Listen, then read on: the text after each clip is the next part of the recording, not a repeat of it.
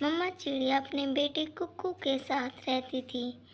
उसका बेटा कुक्कू बहुत शरारती था। वो अपनी मम्मा को हमेशा शरारत कर कर डराता रहता था।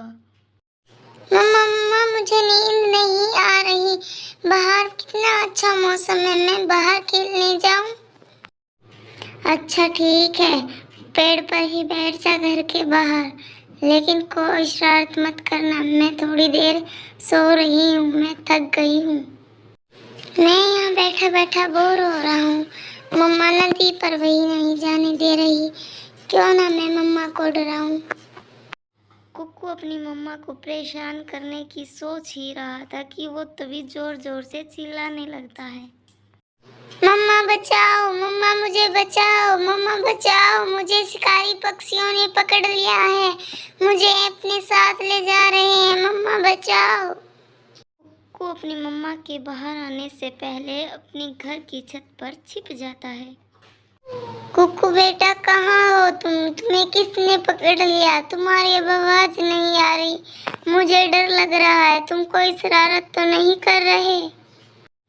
लेकिन कुक्कू कुछ नहीं बोलता। उसकी मम्मा उसे आवाज लगाती रहती है।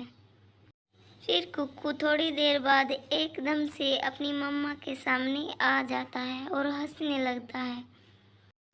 मम्मा डर गई, मम्मा डर गई। मम्मा आप डर गई थी ना? मैं यहीं छत पर छिपा हुआ था, कोई शिकारी पक्षी नहीं आया था, मैंने आपको उल्लू बनाया। कुकू मैंने कितनी बार समझाया कि इतनी शरारत मत किया करो, मुझे मत परेशान किया करो। कहीं असली में शिकारी पक्षी ने तुम्हें पकड़ लिया होता तो फिर क्या कर। लेकिन कुक्कू अपनी मम्मा की बात पर कोई ध्यान नहीं देता। वो हमेशा ऐसे ही अपनी मम्मा को डराता रहता। कभी शिकारी पक्षी आ गया, चील आ गया, इंसान आ गए, वो ऐसा ही करता। एक दिन कुक्कू अपने घर के बाहर बैठा ही था कि तभी वहाँ पर एक चील पक्षी आ जाता है और कुक्कू पर हमला करने वाला ही था कि तभी कुक्कू चिल्लाने लगता है।